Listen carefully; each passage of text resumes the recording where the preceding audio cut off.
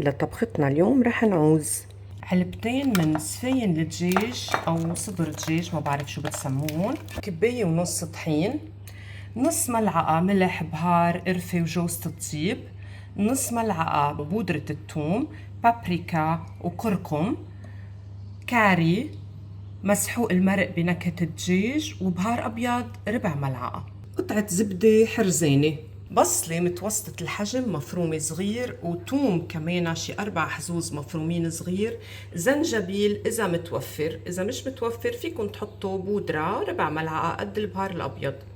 مرتبين من الفطر أو الشامبينيون المشروم، أنا ما لقيت طازة حطيت علبة، فيكن تستعملوا طازة أكيد.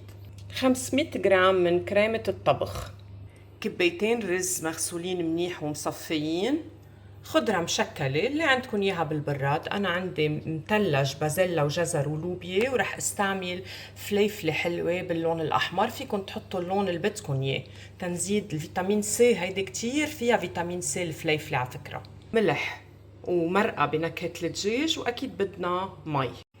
كل البهارات اللي عنا منحطها فوق الطحين ومنخلطهم منيح. بنقطع الدجاج بهالطريقة، إذا كانوا سميك بنقصهم بالنص، وإذا كانوا رفيع بنخليهم مثل ما هن. بناخد كل قطعة بقطعتها بنلتها منيح بالطحين. بهالوقت بكون عم دوي بالزبدة،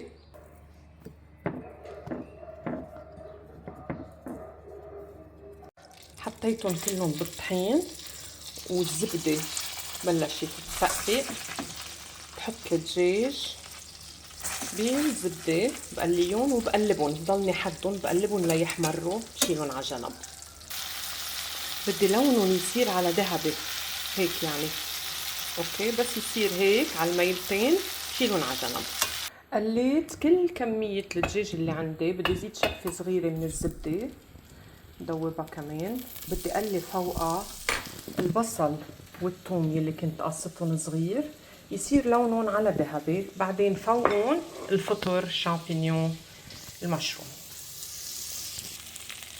بنفس الطنجرة. هلا أنا كميتي كبيرة لما أكون عم هيدا كمية كبيرة قليتها، سو اضطريت لأنه صار في كتير عندي من هيدا الحرق تبع الدجاج، اضطريت غير الطنجرة المقلية. إذا عندكم مقلية كبيرة فيكم تقلوهم كلهم فرد مقلية بيكون أحسن لكم. بدي اخليها لحتى يصير لونهم على ذهبي، لكن بعدين بشيل الزنجبيل.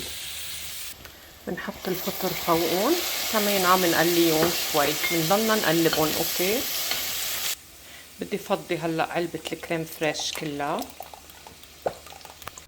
حركتها، بدي زيد نص كباية مي مش كتير، اذا عزت بعدين لقيتهم نشفوا كتير الميات فيني ارجع زيد. بدي اياها تغلي شوي، بس يعني غلوة وحدة قبل ما زيد عليها الدجاج. الطحينات يلي حطيت فيهم الدجاج بدي اخد منهم ملعقة كبيرة، 2، واخلط. زدت الدجاج تبعي وبدي بالملعقة سقيهم وجرب قد ما فيني غطسهم بالصوص. اذا لقيتوا بس حطيتوا الطحين انه الصوص جمدت معكم اكيد زيدوا مي. بنسكر الطنجرة وبنخفف النار على الاخر. في طنجرة تانية هول الزبدات ما رح نروحهم جعان، رح نحطهم ولنعمل فيهم الرز. بدي سقط الخضرة تبعي المشكلة والفليفلة اللي قطعتها صغير، وبدي اقليهم شوي قبل ما زيد عليهم الرز والملح والمرقة بنكهة الدجاج.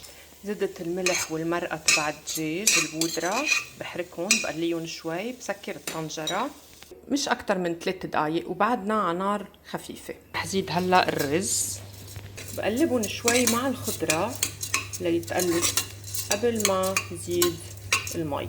قديش بدنا مي؟ منستويهم هيك على فرد سوية للرزات، منحط مي من حرارة الغرفة لحتى يغمون المي.